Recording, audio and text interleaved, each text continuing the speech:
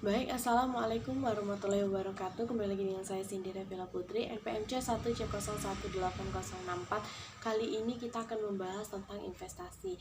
Nah, investasi di sini adalah investasinya nanti akan saya jelaskan itu terbagi menjadi dua, menjadi investasi pada sekuritas hutang dan investasi pada sekuritas ekuitas, atau singkatannya investasi pada obligasi. Nanti contohnya adalah investasi pada saham, investasi pada sekuritas utang maupun investasi pada sekuritas itu bagian dari instrumen keuangan, tepatnya bagian dari aset keuangan. Jadi kalau kita bicara tentang instrumen keuangan itu PSAK yang mengaturnya, ada PSAK 50, penyajian PSAK 55 tentang pengakuan dan penilaian. Kemudian yang penilaian, kemudian ada PSAK 60 tentang pengungkapan. Sekarang ada PSAK 71 yang juga berkaitan dengan instrumen keuangan. Jadi ada 4 PSAK yang terkait dengan instrumen keuangan terbaru adalah PSAK nomor 71 tentang instrumen keuangan. Kenapa banyak sekali yang mengatur tentang PSAK tentang instrumen keuangan? Ini karena perusahaan instrumen keuangan itu paling besar, apalagi kalau ada perusahaan keuangan misalnya perbankan, maka asetnya berupa aset keuangan itu adalah yang paling besar. Di perusahaan manufaktur ya akan di samping dia memiliki aset tetap dalam jumlah yang besar, tapi dia punya aset keuangan juga dalam jumlah yang besar. Aset keuangan ini berbentuk seperti apa? Aset keuangan ini misalnya kas itu adalah aset keuangan, kemudian piutang itu juga aset keuangan, kemudian investasi dalam sekuritas hutang atau investasi pada obligasi saham ini juga aset keuangan. Kemudian ada lagi nanti derivatif, kemudian ada lagi investasi pada sekuritas yang lainnya, itu contoh dari aset keuangan. Liabilitas keuangan juga akan ditemukan, misalnya kita bahas tentang obligasi. Obligasi itu adalah contoh liabilitas keuangan. Kemudian note payable, long term note payable, mortgage payable itu adalah contoh liabilitas keuangan. Kemudian instrumen keuangan di samping aset keuangan dan liabilitas keuangan juga ada yang namanya ekuitas. Jadi ekuitas itu juga bagian dari instrumen keuangan.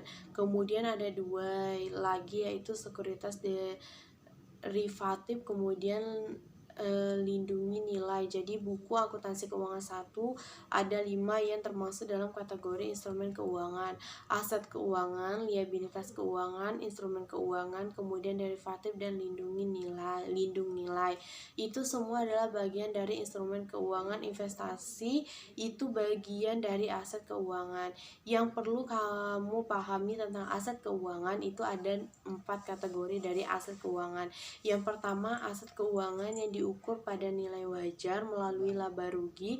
Jadi aset keuangan yang diukur pada nilai wajar melalui laba rugi itu kategori yang pertama. Yang kedua kategori adalah aset keuangan yang dimiliki hingga jatuh tempo. Aset keuangan yang dimiliki hingga jatuh tempo. Yang ketiga adalah long and receivable atau pinjaman dan piutang. Yang terakhir adalah aset keuangan tersedia untuk dijual atau available for sale. Itu adalah kategori dari aset keuangan. Masalahnya perlakuan akuntansi untuk aset keuangan ini tergantung pada dia kategori apa.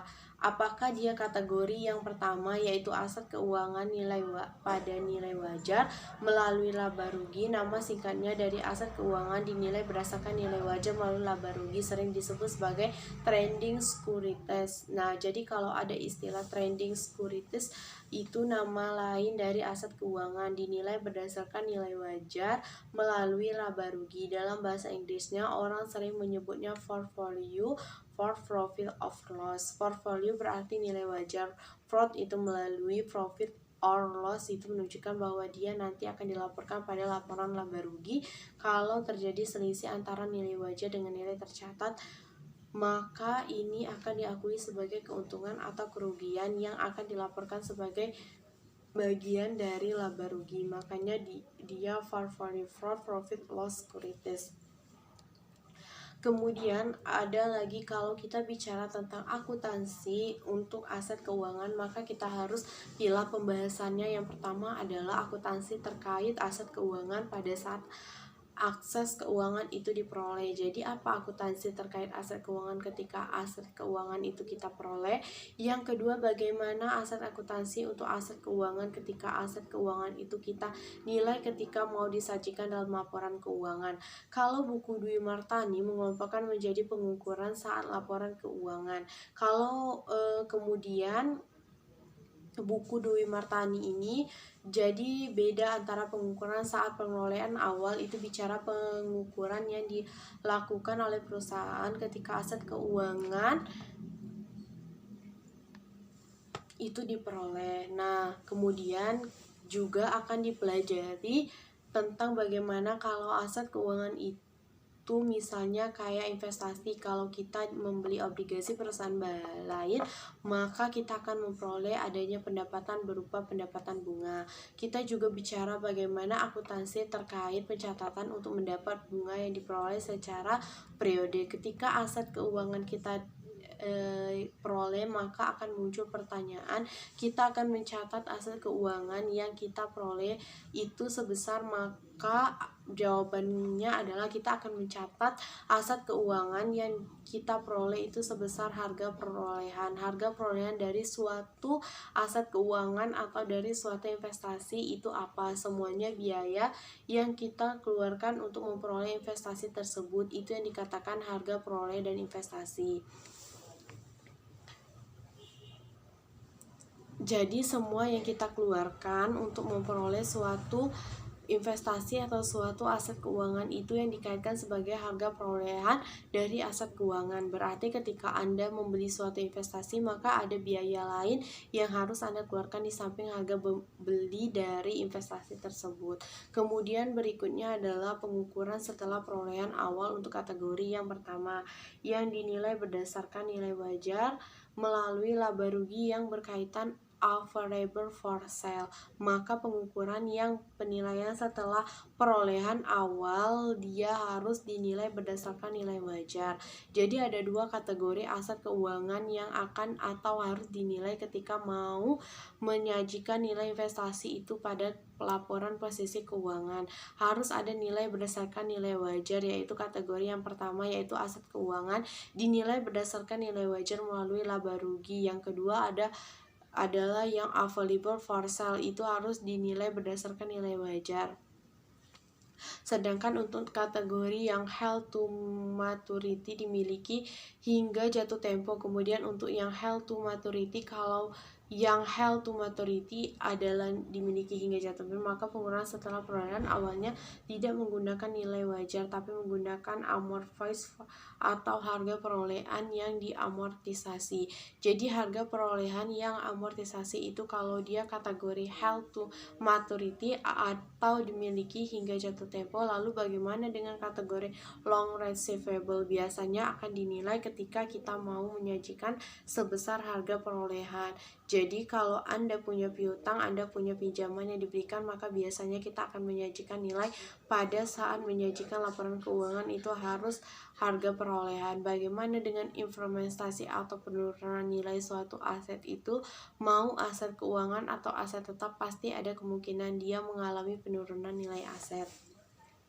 Lalu bagaimana dengan aset keuangan untuk penurunan nilai? Kalau untuk kategori yang pertama yang dinilai berdasarkan nilai wajar melalui laba rugi, maka informannya atau penurunan nilainya secara otomatis mengikuti penurunan laba. Jadi kalau yang kategori dinilai berdasarkan nilai wajar atau diukur berdasarkan harga, jadi kalau untuk penurunan tersebut itu keduanya, dan ketiga, keempat kategori yang lain penurunan nilai harus melalui pengujian atau melalui fermentasi, tidak secara otomatis mengikuti perubahan harga dari investasi tersebut, tapi harus kita lakukan pengujian apakah telah menjadi penurunan nilai yang tidak Atau ada dua kategori dari aset keuangan yang dinilai berdasarkan nilai wajar. Yang pertama adalah yang diukur berdasarkan nilai wajar melalui laba rugi. Yang satu lagi adalah effort for sale. Kedua kategori ini akan diukur melalui laba rugi. Yang satu lagi adalah nilai wajar, maka akan ada penandingan dengan nilai yang tercatat. Ada selisih antara nilai wajar saat ini dengan nilai tercatat. Lalu bagaimana perlakuan terhadap selisih antara nilai wajar dengan nilai tercatat ini? Maka kalau dia kategorinya adalah diukur berdasarkan nilai wajar, jadi selisih tadi akan diakui sebagai keuntungan atau kerugian yang belum terrealisasikan, atau bahasa Inggrisnya unrealized gain of loss.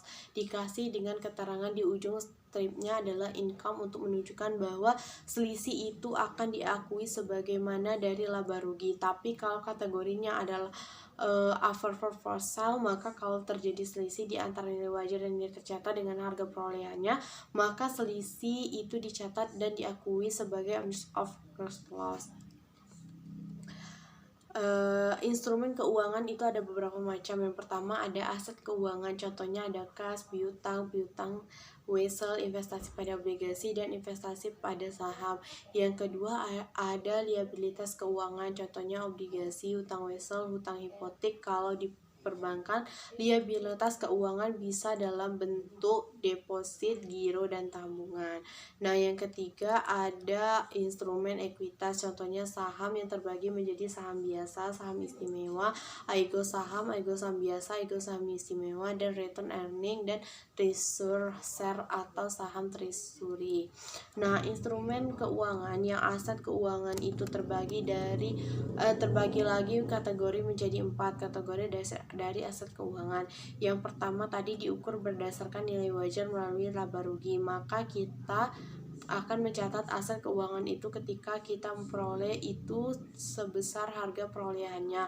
Lalu bagaimana kalau terjadi atau ada biaya transaksi yang kita bayarkan sehubungan dengan kita memperoleh aset keuangan tersebut? Kalau kategorinya tadi diukur berdasarkan nilai wajar melalui laba rugi, maka biaya transaksi tadi akan dicatat secara terpisah. Dia akan diakui dengan beban periode berjalan, tidak digunakan dengan harga perolehan atau harga beli dari aset keuangan tersebut. Jadi dicatatnya secara terpisah. Kemudian aset keuangan kategori yang diukur berdasarkan nilai wajar melalui laba rugi yang mau kita sajikan dalam laporan keuangan, maka dia harus kita nilai berdasarkan nilai wajar pada tanggal pelaporan. Lalu bagaimana kalau ada perbedaan antara nilai wajar dengan nilai tercatat atau dengan harga perolehan? Maka ada selisih itu akan kita akui sebagai unrealized gain or loss atau unrealized holding gain or loss, atau keuntungan kerugian yang belum direalisasikan, dan dia selisih atau keuntungan atau kerugian itu adalah bagian dari laba rugi periode berjalan. Kemudian bagaimana kalau terkait dengan implementnya? Kalau untuk kategori yang pertama, penurunan nilai dari aset keuangan kategori itu. Nah, investasi tersebut jika tidak diperolehkan, lakukan pengujian penurunan nilai, maka penurunan nilainya mengikuti penurunan dari aset keuangan. Untuk kategori keuangan yang diukur nilai wajar melalui laba rugi, itu akan mengukur atau perusahaan akan melakukan pengukuran setelah pengakuan awal pakai nilai wajar. Begitu juga untuk tersedia dijual, ia juga akan mengukur berdasarkan nilai wajar. Kalau seandainya ada perbedaan antara nilai wajar yang dibandingkan dengan nilai tercatat, kalau kategori tersebut terrealisasikan sebagaimana laba rugi, nilai tersebut adalah penghasilan komprehensif lain dan dia akan dibagikan menjadi dari ekuitas. Sekian dari saya. Wassalamualaikum warahmatullahi wabarakatuh.